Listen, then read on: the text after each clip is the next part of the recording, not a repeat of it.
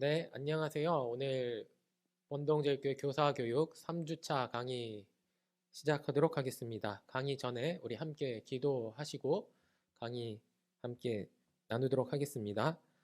사랑과 은혜가 풍성하신 하나님 아버지 감사합니다. 오늘 번동제일교회 우리 모든 교사들 3주차 교사교육으로 모이게 하시니 감사합니다.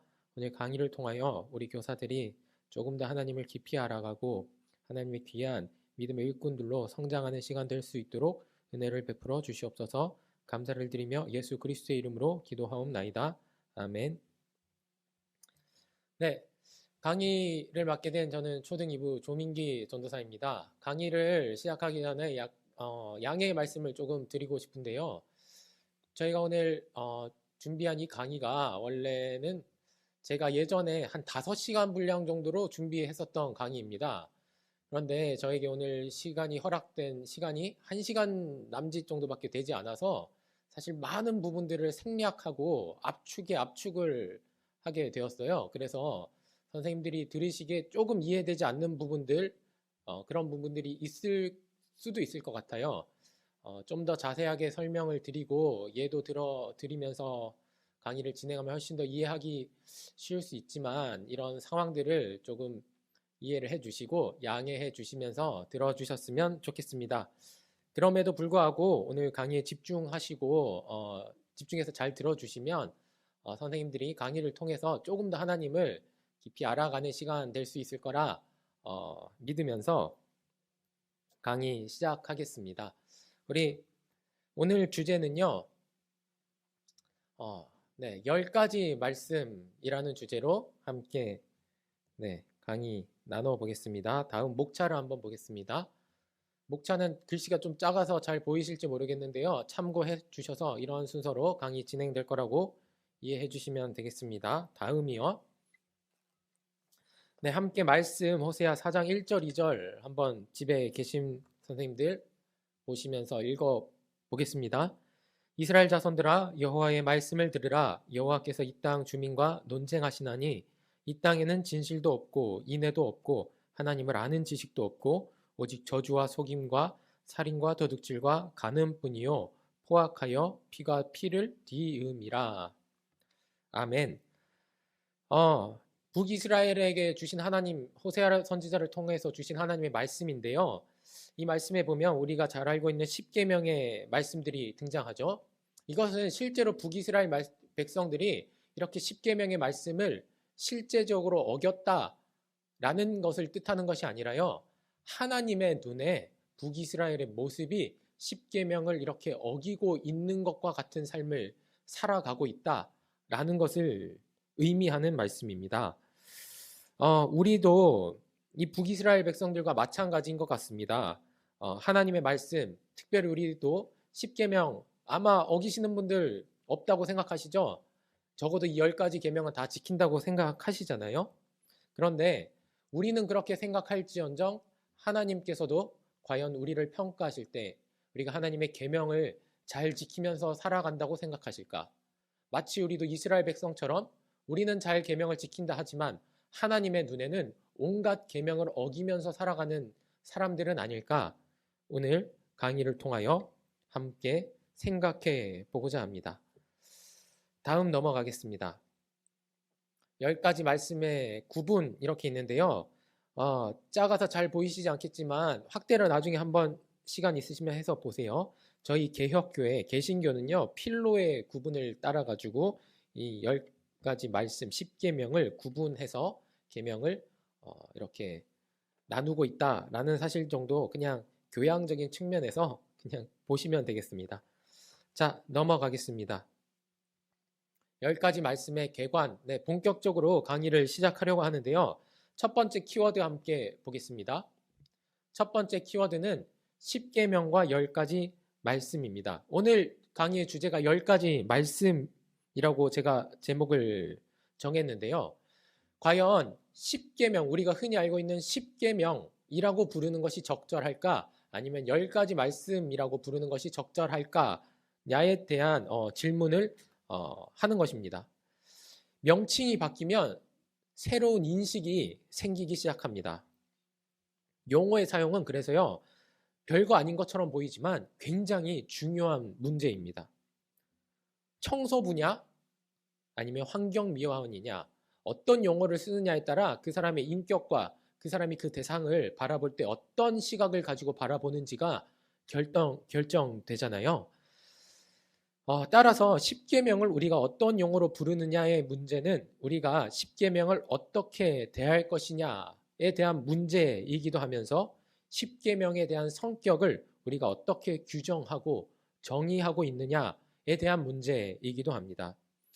구약의 많은 용례들을 찾아보면요, 우리 성경 말고 히브리어의 원문에서는요, 우리가 흔히 십계명이라고 부르는 이 말씀을 10가지 말씀이라고 부릅니다. 따라서 구약 성경의 용례를 딸 때 우리는 십계명이라고 부르기보다 10가지 말씀이라고 부르는 것이 훨씬 더 적절한 표현이라는 것입니다. 왜 그럴까요? 계명이라는 것은 어떤 지고지순한 위의 존재가 자기보다 훨씬 하등한 존재를 억압하거나 규제하거나 그 자유를 박탈하기 위해서 규정 짓는 것들을 계명 혹은 규율이라고 합니다. 하지만 말씀이라는 건 무엇이죠? 하나님께서 우리를 굉장히 위의 존재에서 우리를 하등한 존재로 보시며 억압하거나 규제하려고 제한하려고 하신 것이 아니라 우리를 하나의 인격적인 존재로 인정해 주시며 우리에게 대화하시고 소통하시고 우리와 인격적인 교제를 나누시기 위한 하나님의 말 걸어옴이라는 의미를 이 10가지 말씀이라는 용어가 담고 있는 것입니다.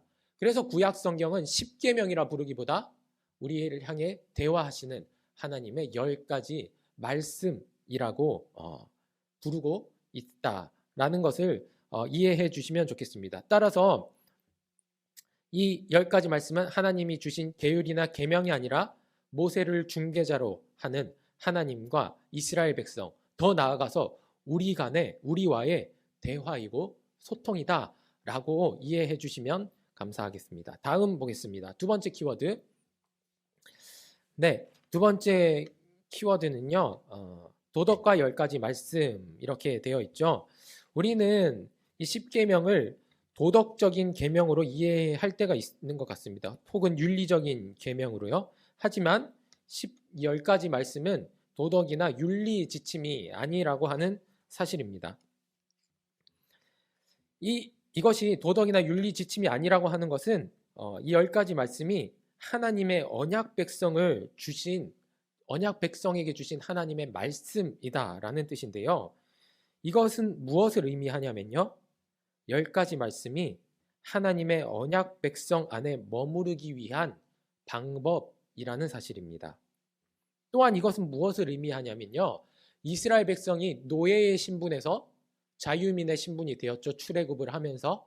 그런데 그들의 신분이 노예에서 자유민으로 변화된 것은 맞지만 궁극적인 신분, 죄의 지배, 죄의 종의 상태에서 자유를 아직까지 누리지 못하고 있는 이스라엘 백성에게 하나님이 궁극적인 자유, 단순히 노예로부터 자유를 주시는 것이 아니라 죄의 지배 가운데서 참 자유를 주시기 위한 그 자유의 길로 나가기 위해 하나님이 언약 백성들에게 주신 길, 말씀이다라는 뜻입니다. 그렇기 때문에 이것은 윤리나 도덕 지침이 아니라고 하는 사실입니다. 세 번째는 율법의 요약입니다. 율법의 요약, 우리가 알기로는 하나님 사랑, 이웃 사랑이죠. 마찬가지로 십계명도 하나님 사랑과 이웃 사랑으로 우리가 구분해서 볼 수 있는데요. 이 십계명 10가지 말씀은 하나님을 어떻게 사랑하고 우리가 인간을 어떻게 사랑해야 할 수 있는 것인가, 바로 이 사랑의 내용과 방법에 대한 대답, 말씀이라고 이해할 수 있습니다. 자, 다음이요. 해석 원칙인데요. 십계명을 이제부터 보시겠지만 우리가 그냥 문자적으로 볼 때는 굉장히 지키기에 쉽고 단순해 보입니다. 하지만 이것은 10가지 말씀이 각 죄의 종류 중 가장 극단적인 형태를 대표적으로 그 많은 모습으로 표현되어 있기 때문에 쉬워 보이는 것이지, 사실 이 10가지 말씀의 의미가 단순한 것은 절대로 아닙니다.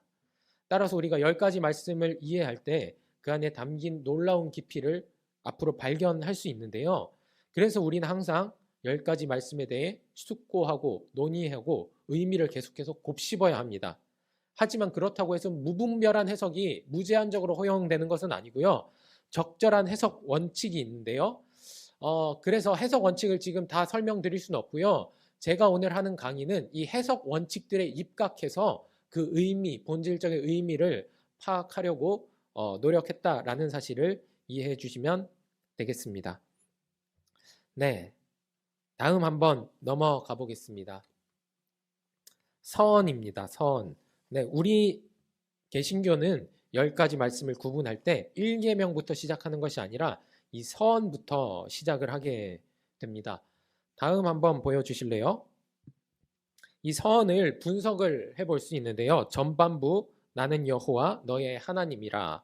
후반부 너를 애굽 땅 종되었던 집에서 인도하여 낸. 이렇게 히브리어 원문의 어순을 따르면 이렇게 전반부 후반부가 분석이 됩니다. 다음이요.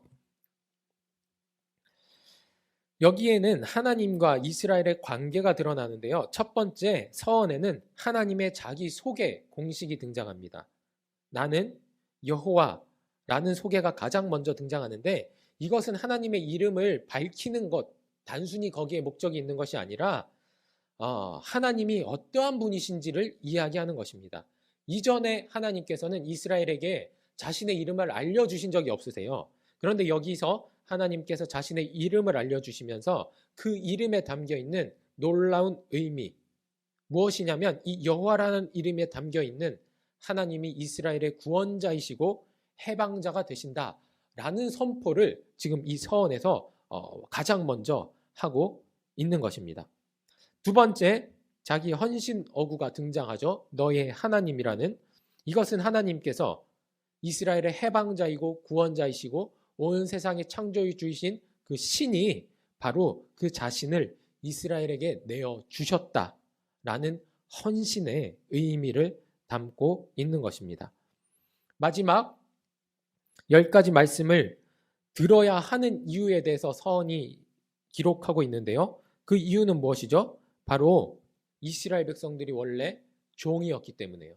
그리고 종의 신분에서 하나님이 그들을 건져내 주셨기 때문에 이스라엘은 하나님의 말씀을 들어야 한다라고 하나님께서 이 서언을 통하여 이야기하고 있는 것입니다. 결론을 한번 보여주실까요? 네, 결론에 이렇게 있죠. 이 서언을 통하여 하나님이 궁극적으로 이스라엘 백성들에게 지금 하시고자 하는 메시지는 하나님이 누구신지를 이야기하고 싶어 하시고 또한 하나님과 이스라엘의 관계는 어떠하며 그 이 말씀을 앞으로 듣게 될 이스라엘은 왜 하나님의 말씀을 들어야 하는지 밝히는 것이야말로 이 서언의 진정한 목표라고 하는 것입니다. 다음 한번 넘어가 보겠습니다. 네, 본격적으로 이제 각각의 말씀에 대해서 우리 한번 살펴보고자 하는데요. 첫 번째 한번 다 같이 읽어보시면 좋겠습니다. 너는 나 외에는 다른 신들을 내게 두지 말라. 자, 원문 해석, 제가 원문을 직역을 해놨는데요. 원문 직역에 따르면 너는 나의 얼굴 앞에서 다른 신들을 두지 말라 이렇게 되어 있습니다. 자, 무슨 말일까요? 하나님의 얼굴 앞이 아닌 곳이 이 세상에 있을까요? 하나님의 얼굴 앞이 아닌 곳은 이 세상에 그 어디에도 없습니다. 다른 말로 하면 하나님께서는 어떠한 순간, 어떠한 곳에서도 우리의 관계의 중심이 되기를 원하신다라는 것을 이 계명이, 이 말씀이 뜻하고 있는 것입니다. 우리는 어떠한 순간, 어떠한 상황에서도 하나님의 얼굴 앞에 우리가 있다라는 사실을 잊지 말아야 되고 하나님 한 분만을 섬겨야 하는 것이죠. 자, 그런데 우리는 많은 순간에 그렇지 못할 때가 있습니다. 그렇기 때문에 선생님들께서는 왜 그렇죠? 저는 그런 적 없는데요 라고 하실지 모르겠지만 그것은 우리가 신에 대한 의미를 오해하고 있기 때문인데요. 신에 대한 의미를 한번 살펴보겠습니다. 신이라고 하는 것은 단순히 하나님 아닌 어떤 이방신을 뜻하는 것이 아닙니다. 이방신을 뜻할 때 우리는 이 첫 번째 말씀을 어기지 않게 되겠죠. 하지만 이 신의 의미를 조금 더 보다 깊이 살펴볼 때 우리는 많은 경우에 이 첫 번째 말씀을 어긴다라는 사실을 깨달을 수 있는데요. 첫 번째는요, 사랑하는 것이 우리의 신입니다. 오리겐이라고 하는 초대교회 교부는요, 이런 이야기를 했는데요. 각자 다른 모든 우선하여 존중하는 것, 모든 것에 우선하여 찬양하고 사랑하는 것, 이것이 그에게 있어서 하나님이다 라고 이야기했습니다. 우리가 하나님보다 사랑하는 그 어떤 것이 있다면 그것이 그에게 하나님이 된다는 것이죠. 또 하나는요, 우리가 신뢰하는 그 무엇인가입니다. 종교개혁자 루터는 당신의 마음이 붙잡고 의지하는 무엇이든 그것은 당연히 당신의 하나님이다 라고 이야기했는데요. 우리가 하나님 말고 의존하고 의지하고 있는 그 무언가가 있다면 그것 또한 우리의 하나님이 된다라는 것입니다. 또 한 가지 더 설명을 드리면요. 이스라엘 백성들이 이 말씀을 받을 때 이스라엘 백성은 이집트의 사회에서 살아가던 상황이었죠. 이집트의 왕은 파라오였는데 파라오는 그 당시의 문화에 따르면 이집트의 신이었습니다. 파라오라는 신이 다스리는 이집트의 질서, 거기를 질서 가운데서 아무런 의식 없이 그 질서를 그대로 순응하고 따라가는 것, 이것도 바로 이스라엘 백성들 또한 지금 우리가 수없이 범하게 되는 다른 신을 섬기는 일이 된다라고 하는 사실입니다. 자, 신에 대한 의미는 이 정도로 살펴보고요. 이 계명, 이 말씀의 진정한 의미에 대해서 함께 살펴보고 싶은데요. 이것은 단순히 다른 신들을 섬기지 말라라는 것에 그 의미의 핵심이 있는 것이 아니라 이것을 긍정적으로 해석할 때요. 해석의 원칙 가운데 있는데 긍정적으로 해석할 때는 하나님만을 사랑하라라는 의미가 담겨져 있는 것입니다. 다른 신들을 섬기지 않는 것으로 끝나는 것이 아니라 하나님만을 전심을 다하여 사랑하는 것이야말로 이 첫 번째 말씀의 진정한 의미라고 할 수 있겠습니다. 자, 두 번째 말씀 함께 읽어보겠습니다. 너를 위하여 우상을 만들지 말라. 자, 첫 번째 말씀과 두 번째 말씀은요, 분명히 우리 개신교의 구분에 따르면요, 구분되는 말씀입니다. 하나의 말씀이 아니에요.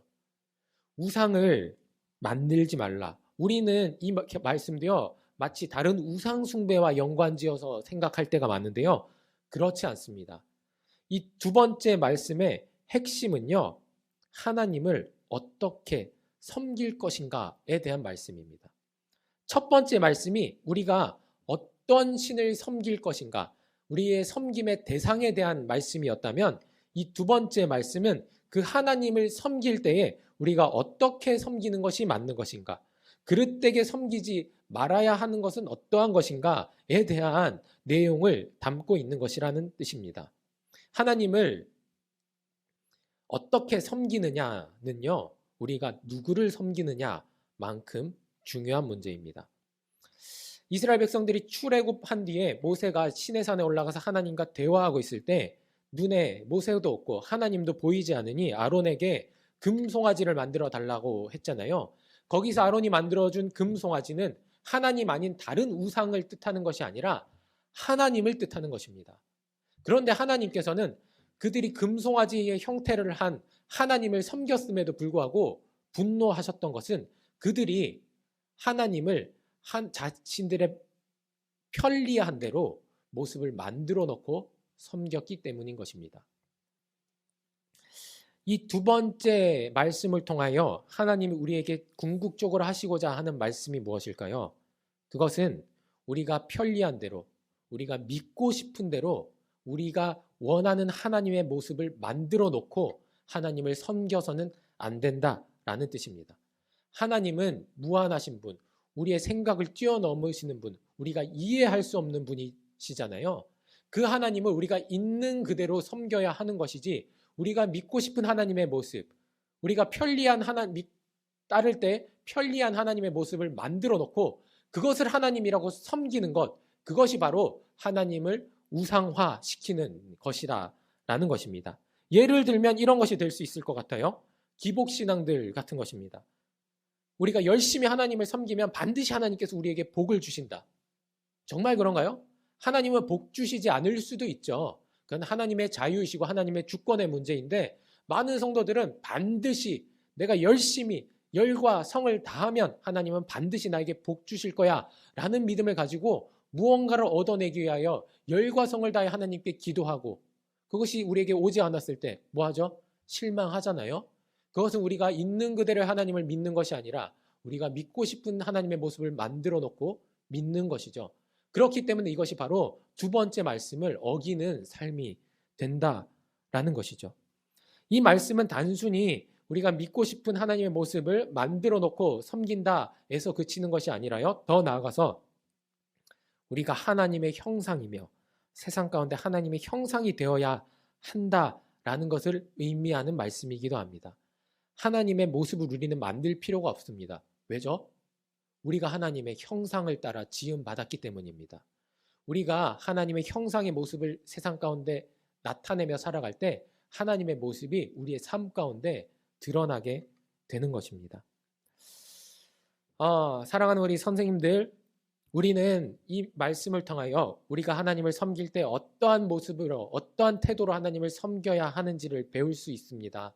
우리가 믿고 싶은 대로의 하나님, 편리한 대로의 하나님이 아니라 있는 그대로의 하나님을 알기 위해서 노력해야 하고 그 하나님을 따라야 하며 더 나아가서는 우리가 하나님의 형상임을 잊지 않고 세상 가운데 하나님의 형상을 드러내는 삶이야말로 이 두 번째 말씀을 진정으로 지키며 살아가는 삶이 된다라는 것입니다. 자, 조금 급하지만 시간이 없어서요. 세 번째 말씀으로 넘어가겠습니다. 세 번째 말씀 함께 읽겠습니다. 너는 내 하나님 여호와의 이름을 망령되게 부르지 말라. 첫 번째 그 이상하게 생긴 히브리 문자는요. 히브리어로 하나님의 이름을 기록한 것입니다. 야훼라고 부르는데요. 하나님의 원래 이름은 무엇일까요? 하나님은 원래 이름이 없으신 분이에요. 신이시잖아요. 우주가 이 세상이 생기시기 전에 하나님의 이름이 필요가 없으셨죠. 그런데 하나님께서 이름을 가지셨죠. 야훼, 여호와라는. 그것은 바로 하나님이 이름이 없으신 하나님께서 우리에게 이름을 주셨다는 것은요. 그 이름 가운데 우리를 향한 하나님의 사랑과 은총이 담겨 있다라는 뜻입니다. 제가 지금 여기에 담겨 있는 모든 의미를 설명드릴 수는 없고요. 그렇게 이해해 주시고 일단은 넘어가겠습니다. 원문을 직역해 보면 너는 너의 주 하나님 여호와의 이름을 헛되이 들어올리지 말라. 또 다르게 해석을 하면 의미 없이 부르지 말라. 이런 뜻이 됩니다. 이 말씀의 첫 번째 정황은 지금 시간이 없어서 설명을 못 드리고요. 이 말씀이 이야기하고자 하는 바는요. 우리가 여호와 하나님의 이름을 언급하는 모든 상황, 모든 가능성에서 하나님의 이름을 헛되이 함부로 의미 없이 부르지 말라라는 뜻입니다. 이 모든 가능성 상황에는 무엇이 들어가요? 욕설 같은 거 들어갈 수 있겠죠. 욕설할 때 하나님의 이름을 올리거나 우리가 맹세 같은 거 할 때 의미 없이 하나님의 이름을 올려서는 안 되겠죠. 더 나아가서는 우리가 일상적인 대화를 할 때에도 포함되고요. 심지어는 예배나 설교의 자리에 있어서도 여호와 하나님의 이름을 언급할 때 함부로 의미 없이 이야기해서는 안 된다라는 것을 뜻합니다. 다른 말로 하면 이것은 우리가 합당하게 하나님의 이름을 불러야 한다라는 것을 뜻하는 것입니다. 이것을 좀 더 확장해서 해석을 해보면요. 우리가 합당하게 그의 이름을 불러야 한다라는 것은 주기도문의 그 의미를 우리가 살펴볼 수 있는데요. 주기도문에 이런 내용이 등장하죠. 하늘에 계신 우리 아버지, 아버지의 이름을 거룩하게 하시라. 거룩하게 해달라. 우리는 이 말씀의 긍정적인 측면에서 이 말씀을 해석할 때요. 하나님의 이름을 높이는 자가 되어야 한다라는 것입니다. 우리는 우리의 삶을 통해 하나님의 이름을 의미 없이 불러서도 안 되지만 우리의 삶을 통해서요. 하나님의 이름을 욕되게 해서는 안 됩니다. 우리의 삶을 통해요. 하나님의 이름을 욕되게 하는 삶을 사는 것까지도요. 바로 이 하나님의 이름을 망령되게 부르는 것과 다름없다라는 것입니다. 그렇다면 우리는 어떻게 해야 할까요? 바로 하나님의 이름을 합당하게 부르는 자가 되어야 하고요. 더 나아가서 우리의 삶을 통하여 하나님의 이름을 영광되게 높이는 삶을 살아가는 것, 그것이야말로 바로 이 세 번째 말씀에 담겨져 있는 진정한 의미라고 할 수 있는 것입니다. 자, 우리 다음 말씀 함께 살펴보도록 하겠습니다. 네 번째 말씀 함께 읽어보겠습니다. 안식일을 기억하여 거룩하게 지키라. 안식일을 기억하여 거룩하게 지키라. 안식일이 무엇이죠? 안식일. 지금 우리는 안식일을 지키지 않죠. 여기 말씀엔 안식일을 지키라고 하는데, 안식일이라고 하는 것은 원래는 이제 하나님이 천지를 창조하시고 쉬셨던 7번째 날을 뜻하는 것인데요. 하나님께서 이스라엘 백성들에게 10가지 말씀을 주셨던 것을 기록하는 성경이 출애굽기 20장, 신명기 5장에 기록되어 있는데요. 두 가지 버전에서요, 이 안식일을 지켜야 하는 이유를 두 가지 버전으로 이야기하고 있습니다. 첫 번째 버전은 무엇이냐? 출애굽기에 따르면 우리를 하나님께서 이 세상을 창조하시고 안식일 날 쉬셨기 때문에 너희도 안식일을 기억하여 지키라 라고 이야기합니다. 다른 말로 창조와 이 안식일을 하나님이 연관지어 말씀하신다라는 것이죠. 두 번째, 신명기의 버전에서는요, 창조와 연관짓는 것이 아니라 구원과 연관지어 하나님이 말씀하십니다. 너희를 내가 애굽 땅에서 건져내었지 않느냐? 그렇기 때문에 너희는 안식일을 구별하고 기억하여 지키라 라고 이야기하신다 라는 사실을 알 수 있는데요. 이것은 무엇을 의미하냐? 안식일을 통하여 우리의 창조, 우리의 구원, 우리를 창조하시고 구원하신 하나님께 우리의 모든 시간들이 있다. 우리의 시간의 주인이 되시는 분이 하나님이시다라는 것을 뜻하는 말씀이기도 합니다. 우리를 창조하시고 구원하신 하나님께서 안식일을 기억하여 아무것도 하지 말고 구별하여 그날을 지키라라고 말씀하셨습니다.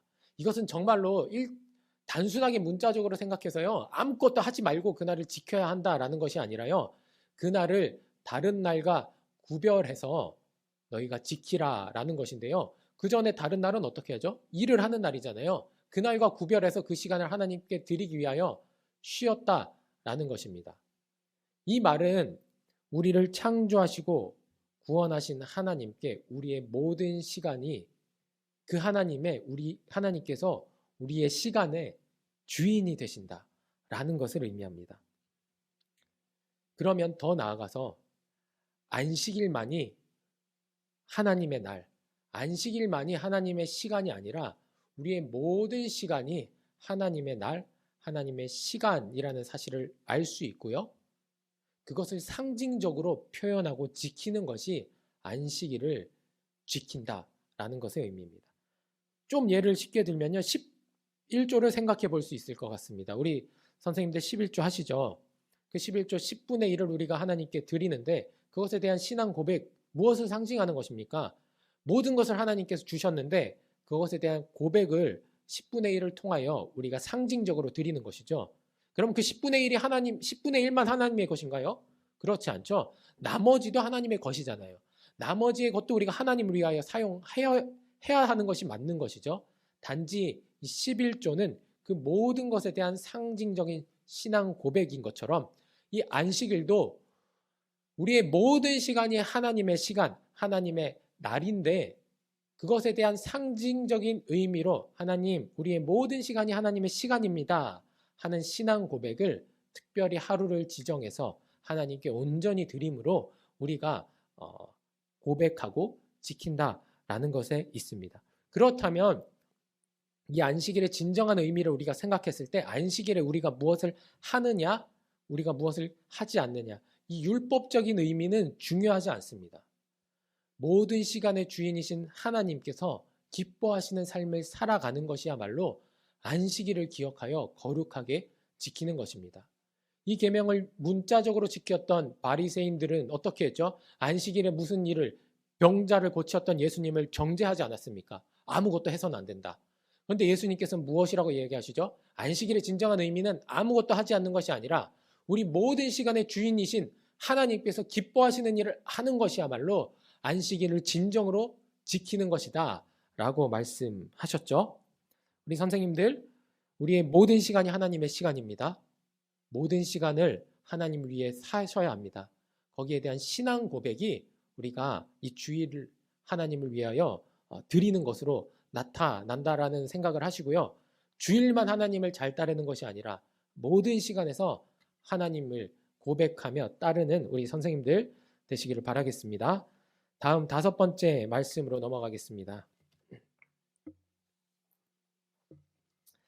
내 부모를 공경하라. 네, 공경하다라는 것의 히브리어는요, 카베드라는 말인데요, 무거운을 원래 의미하는 단어입니다. 그런데 이 카베드라는 단어는 일반적으로는요, 하나님께 쓰이는 단어입니다. 하나님의 영광과 하나님의 신적인 위엄의 그 무게감, 중대함을 위해 사용할 때 이 카베드라는 단어를 사용하는데요. 이 부모를 공경할 때 이 카베드라는 단어를 사용했다라는 것은 부모에게 마치 하나님과 같은 그 신적인 무게를 두고 그 지위에 합당하게 부모를 섬겨라 라는 의미를 담고 있는 것입니다. 우리는 이 부모를 공경하라 라는 말씀을 보통 주일학교 학생들에게 많이 적용을 하는데요. 이 말씀을 받는 1차적인 대상은 주일학교 학생과 같은 어린아이들이 아니라요, 30대에서 50대의 장년들을 향한 말씀입니다. 장년들이 보통 어떻게 해요? 나이가 든 노인들, 부모들을 어떻게 합니까? 무시하고 공경하지 않고 취급을 하지 않잖아요.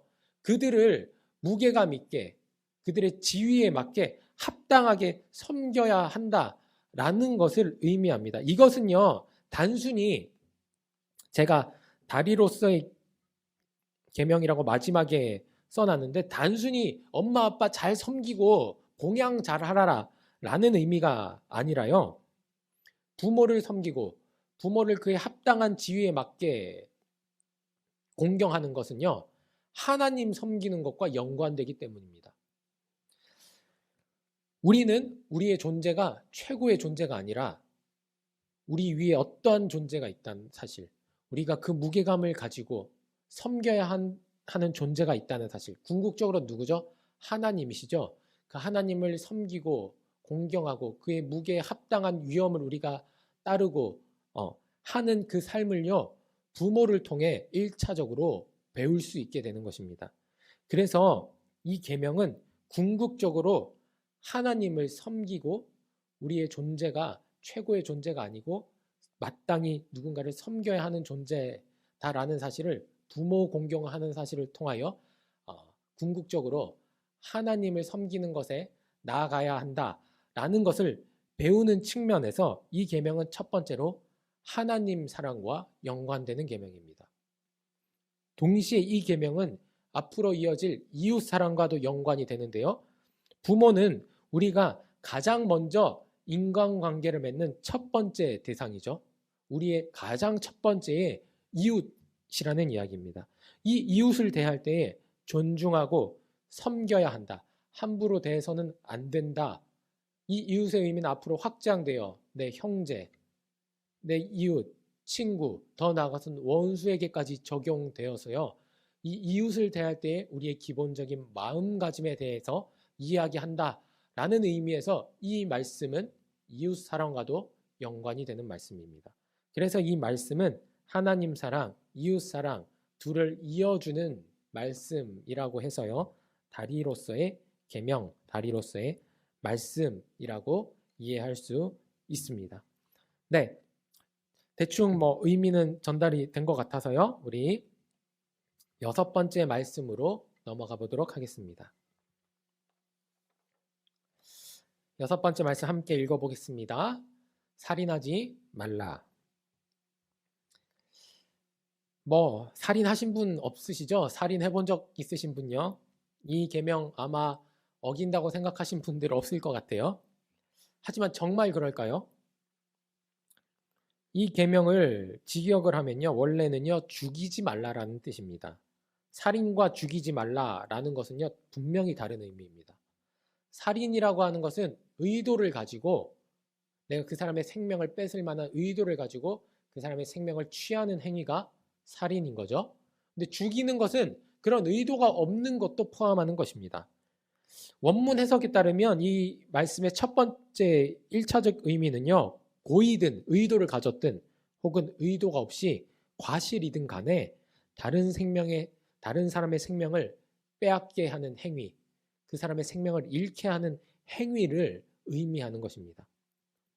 그러니까 의도를 가지고 누군가를 죽였다고만 해서 이 계명에 위배되는 것이 아니라 의도를 가지지 않고 어떤 사람의 생명을 잃게 하는 행위에 내가 가담이 되어 있다면 그건 역시 이 말씀을 1차적으로 범하게 되는 것이라는 뜻입니다. 예를 들면요, 음주운전을 하다가 누군가를 사고로 치어 죽이는 사람들, 살인하진 않았지만 이 말씀의 근본적인 의미를 생각해 볼 때요, 이 6번째 말씀을 어기게 되는 행위인 것입니다. 뭐 예들이 훨씬 더 다양하게 많겠죠. 한번 선생님들이 생각해 보시고요. 이 말씀은요, 단순히 생물학적인 생명을 빼앗는 것만을 의미하는 것이 아닙니다. 예수님의 말씀을 생각해 보시기 바랍니다. 예수님께서 마태복음에서 이 말씀을 해석하실 때요, 단순히 누군가의 생명을 빼앗는 것이 아니라 너희 중에 다른 사람을 향하여 라가라고 하는 자도 이 말씀을 어긴 것이다 라고 이야기하시잖아요. 라가라고 하는 것은 우리말로 하면요, 골빈놈 정도로 되는데요. 무슨 의미를 가지고 있냐? 당시에 이 라가라고 하는 표현은 그냥 단순한 욕설을 뜻하는 것이 아니라요, 그 시대에는 어떤 사람의 인격을 심각하게 모독하는 표현으로 사용되었던 것입니다. 즉, 이 말씀은 이 6번째 말씀의 궁극적인 의미는 우리가 우리의 언어로서 다른 사람의 인격을 심각하게 모독하고 그 말로 인하여 그 사람이 자신의 삶을 돌아보게 되고 자신의 삶의 회의감을 느끼게 하는 그런 일들이 발생한다면 그것조차도 이 6번째 말씀에 위배되는 행위다. 이 6번째 말씀을 범하는 것이다 라는 것을 의미하는 것입니다. 좀 어려운 말로 혼의 살인, 혼을 죽인다라는 것이죠. 삶의 가능성을 빼앗을 수 있는 우리의 어떠한 말들과 행동조차도 이 6번째 말씀을 어기는 것이 될 수 있다라는 것입니다. 이것을 좀 더 마지막으로 확장을 해보면요, 우리 선한 사마리아인 비유를 통해서 이 말씀에 담겨 있는 최종적인 의미를 우리가 발견할 수 있는데요. 선한 사마리아인 비유를 통하여 우리는 누군가가 죽어가고 있을 때 우리가 단순히 누군가의 생명을 빼앗는 행위를 하지 않는다 하더라도요, 우리가 그 생명을 잃어가고 있는 사람들을 보았을 때, 그리고 기회가 있음에도 그들을 방관할 때 이 말씀을 어기는 행위가 됩니다.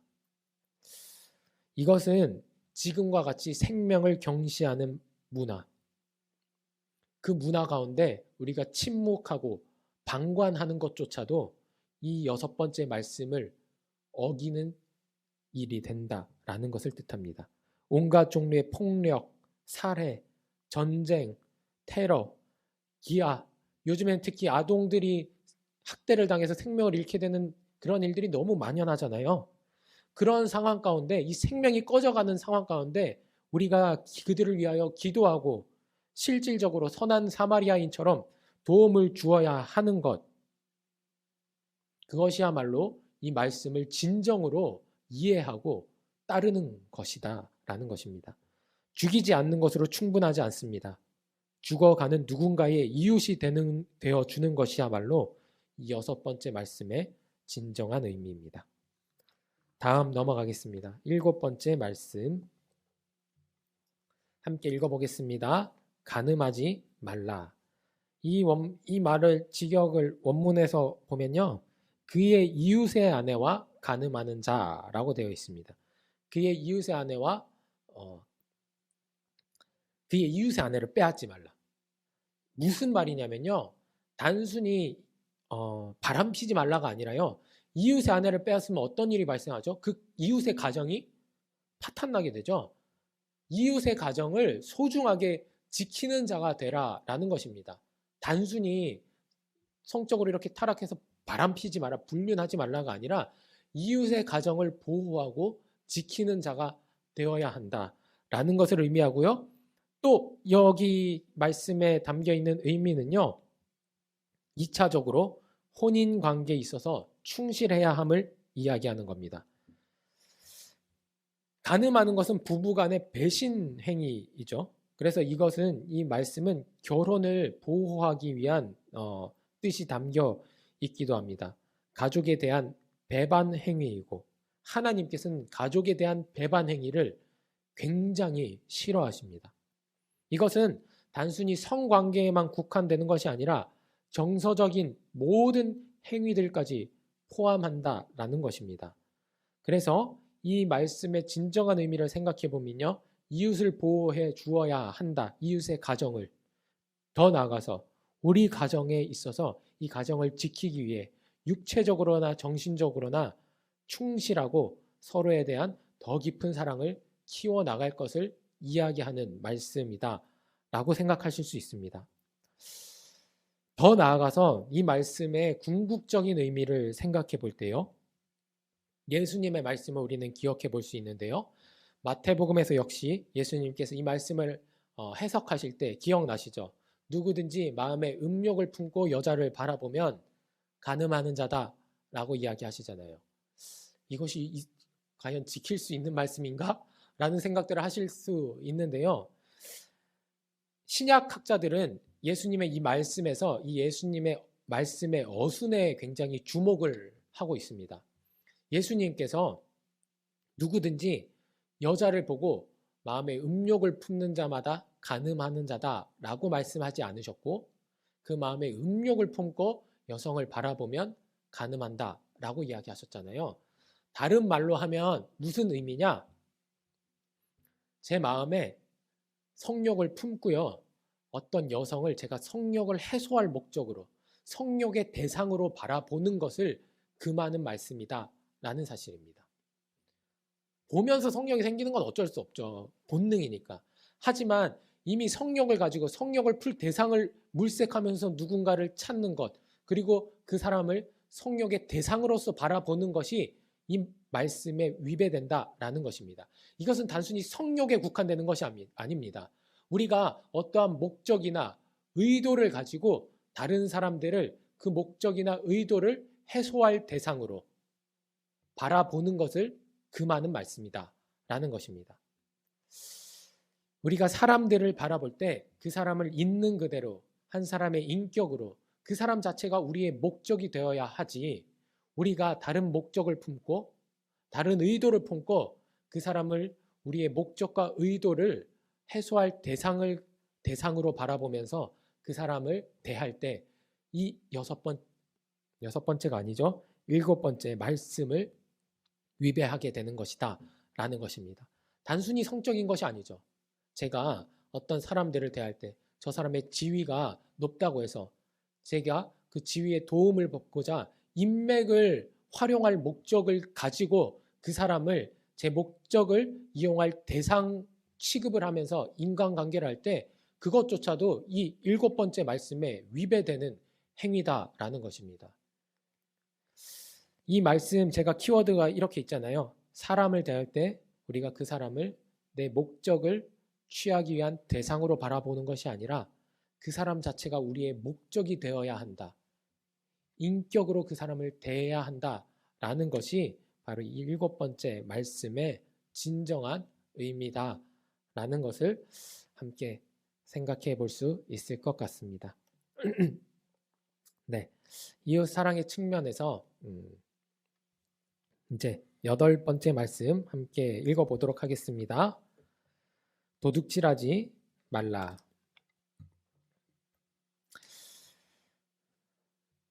도둑질이라고 하면 우리는 많은 경우에 다른 사람의 소유물을 훔치는 것으로 생각할 때가 많습니다. 하지만 성경에서 이야기하는 도둑질은 다른 사람의 소유물을 훔치는 것만 의미하지 않습니다. 제가 예를 돕기 위하여 교묘한 도둑질이라고 써놨는데요. 예를 돕기 위해 한번 그림을 한번 볼게요. 다음 페이지 한번 잠깐 넘겨주실래요? 네, 이 후죽간 비유라고 하는 그림인데요. 오른쪽에 남성분이 저기 고기를 판매하시는 분이고 여성분이 고기를 사는 분입니다. 저게 예를 들어 볼게요. 1kg에 10,000원이라고 해보겠습니다. 그러면 1.5kg 가면 15,000원이겠죠? 근데 1kg에 10,000원이면 저 상인은 정당하게 저 닭이 1kg라고 했을 때 저 닭을 주고 10,000원만 받는 것이 합당한 것이죠. 반대로 여성분은 1kg짜리 닭을 사면 10,000원을 지불하는 게 합당한 것입니다. 그런데 서로 지금 어떻게 하고 있죠? 무게를 늘리거나 줄이려고 하고 있죠. 저 상인이 저것을 1.5kg로 저렇게 팔았을 때 저 사람은 5,000원어치의 부당한 이득을 취하게 저 사람 여성으로부터 빼앗게 되는 것입니다. 반대로 여성분이 저것을 500g치 무게를 자기가 속여서 5,000원만 내고 구입했을 때 저 여성분은요, 마땅히 저 상인에게 돌아갔어야 할 5,000원을 어떻게 하는 거죠? 빼앗게 되는 것입니다. 저것이 바로 성경이 이야기하고 있는 도둑질의 진정한 의미입니다. 누군가의 소유물을 내가 훔쳐오는 것이 아니라 원래 다른 사람이었어야 했던 것, 정당한 상황이라면 내 것이 아니라 그 사람의 것이어야 했던 것을 내가 정당하지 않은 방법으로 취하거나 가지고 있는 것, 그것이야말로 도둑질의 진정한 의미라고 하는 것입니다. 우리 삶 가운데 얘들이 지금 굉장히 제가 많이 지금 원고에는 써놨는데요. 시간이 없어서 다 할 수는 없고요. 한번 생각해 보시면 좋겠습니다. 원래 다른 사람의 것이었어야 하는 것, 정당한 상황이었으면 내 것이 아니었어야 했던 것, 그것을 우리가 취하고 있는 경우들이 선생님들 사실 생각보다 굉장히 많습니다. 우리 많은 그리스도인들이 이 8번째 계명을 생각보다 많이 어기고 있거든요. 우리 선생님들 한번 어떤 예들이 있을지 생각해 보시면 좋겠고요. 우리는 그래서 흔히 많은 경우에 우리가 교묘하게 도둑질을 하고 있다는 사실을 깨닫지 못하고 인지하고 있지 못하다라는 사실을 다시 한번 꼭 생각해 보시면 좋을 것 같습니다. 하나님의 섭리와 그에 대한 도전은 제가 시간이 없어서 넘어가고요. 청지기라는 키워드로 주어져 있는 내용만 한번 살펴보겠습니다. 단순히 우리가 다른 사람의 사유재산을 보호하는 것만이 도둑질하지 말라라는 말씀을 잘 지키는 것일까? 그렇지 않다는 것입니다. 각 사람에게 주어진 것은 하나님께서 우리에게 주신 것입니다. 따라서 우리는 하나님께서 그 사람에게 주셨던 것을 가져와서는 안 되지만 동시에 우리에게 이것을 주신 하나님께서 우리의 소유를 주신 하나님께서 기뻐하시는 대로 우리의 소유를 사용해야 한다라는 것까지가 이 말씀이 가지고 있는 진정한 의미라는 것입니다. 예를 들어서요, 나라의 국고를 맡은 관리가 그가 명령받은 곳에 적절히 배급하는 것을 게을리하고 자신의 나태함을 위해, 자신의 만족, 이익을 위해 그것을 사용하는 것, 이것이 어떤 것이죠? 도둑질이죠. 마찬가지입니다. 하나님께로부터 무언가를 받은 우리, 청지기로서의 우리가 마땅히 하나님 뜻대로 사용돼야 할 곳에 우리에게 주신 것을 사용하지 않고 나를 위해서만 그것을 사용하고 있다면 그것 또한 하나님께 하는 무엇이죠? 하나님께 우리가 저지르는 도둑질이 된다는 것입니다. 나를 통해 그들에게 가야 할 것을 내가 쥐고 있는 것은 내가 가진 것이 나의 것이 내가 가졌다고 해서 내 것이 아니라 그들에게 흘러가야 할 것을 내가 쥐고 있는 하나님을 향한 도둑질이라는 사실을 잊지 마시고요. 내게 맡겨주신 것을 청지기적 관점에서 하나님의 뜻대로 사용하는 것, 그리고 내 것이 아닌 것을 취하려 하는 것에서 자유로워지시는 진정한 8번째 말씀을 따르시는 우리 선생님들 되시기를 바라겠습니다. 우리 9번째 말씀 함께 읽어보도록 하겠습니다. 내 이웃에 대하여 거짓 증거하지 말라.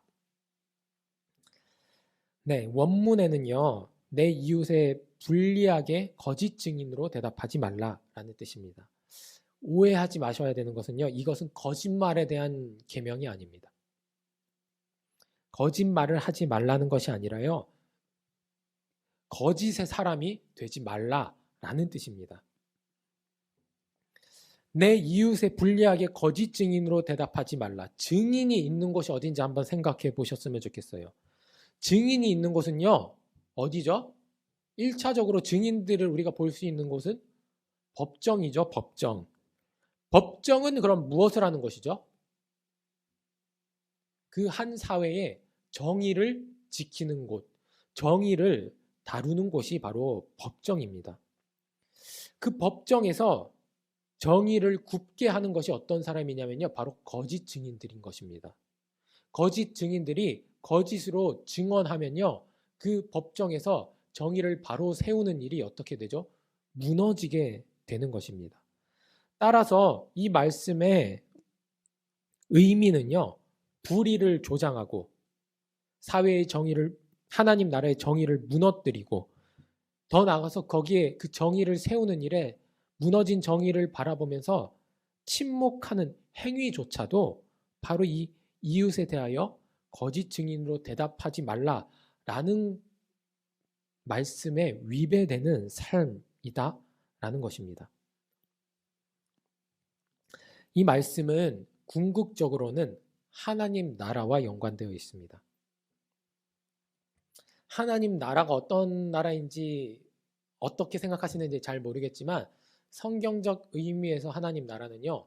하나님의 정의와 공의가 바로 세워지는 것을 하나님 나라라고 이야기합니다. 우리는 궁극적으로 하나님 나라의 정의와 공의를 바로 세우는 삶을 살아야 합니다. 그런데요, 세상은 어떻죠? 하나님 나라의 정의와 공의와 반대되는 문화, 제도, 그쵸? 온 시스템들이 그렇게 구축되어 있잖아요. 그 세상의 문화와 제도와 시스템, 진리이신 하나님과 반대되는 그 거짓의 문화, 하나님의 정의와 공의가 무너져 있는 그 제도들 가운데 우리가 무엇을 해야 한다는 것이죠? 하나님의 정의와 공의를 바로 세우는 자로서의 삶을 살아가야 한다라는 것이 이 9번째 말씀이 가지고 있는 진정한 의미라는 것입니다. 반대로 하나님의 정의와 공의를 세우는 일에 우리가 무관심하고 무너져 있는 하나님의 정의와 공의를 세우려 하지 않고 그것에 침묵하고 방관하는 것, 그것조차도 바로 내 이웃에 대하여 거짓 증거하지 말라라고 기록되어 있는 이 9번째 말씀에 위배되는 삶이다라는 것입니다. 우리 사랑하는 선생님들, 여러분 선생님들의 삶 가운데 이 하나님의 정의와 공의를 날마다 올바로 세워가는, 그래야 해서 이 9번째 말씀의 진정한 의미를 깨닫고 여러분들 삶 가운데 따르는 그런 선생님들 되시기를 바라겠습니다. 마지막 10번째 말씀 함께 보도록 하겠습니다. 10번째 말씀 함께 읽겠습니다. 내 이웃의 집을 탐내지 말라.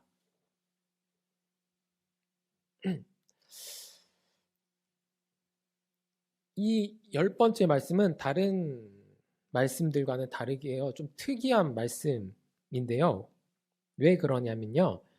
이 말씀은 하나님께서 우리의 외적인 순종, 겉으로 드러나는 순종뿐만 아니라 내적인 순종까지도 원하신다라는 것에 대한 상징으로서의 말씀이기 때문에 그렇습니다. 루터는 이 10번째 말씀을 이렇게 이야기했거든요. 이 마지막 말씀은 세상이 사악한 불량배들로 간주하는 사람들을 향해 말해진, 그들을 위해 주어진 말씀이 아니라 가장 의롭다고 생각되는 사람들, 하나님 앞에 계명들을 어기지 않았기 때문에 정직하고 고결하다고 칭찬받기를 원하는 사람들을 향해 주어진 말씀이다.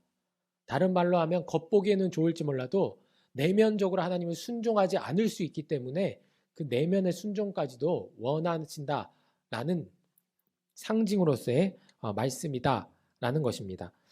자, 원문 해석을 보면 히브리어로 탐내다라는 말은 하마드라는 말인데요. 이 하마드라는 말이 성경에서 가장 먼저 등장했을 때가 바로 아담과 하와가 선악과를 따먹었을 때 이 단어가 등장합니다.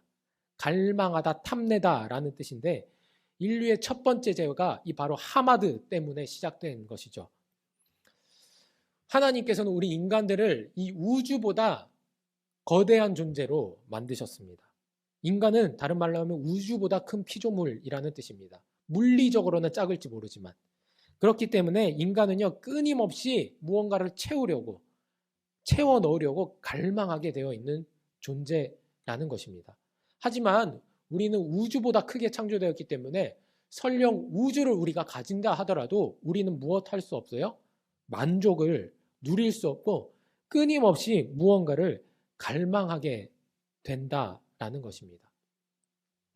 이 계명에서 우리가 진정으로 자유로워지려면요, 이 말씀에서요, 무엇으로 우리를 채워 넣어야 하는 것이죠.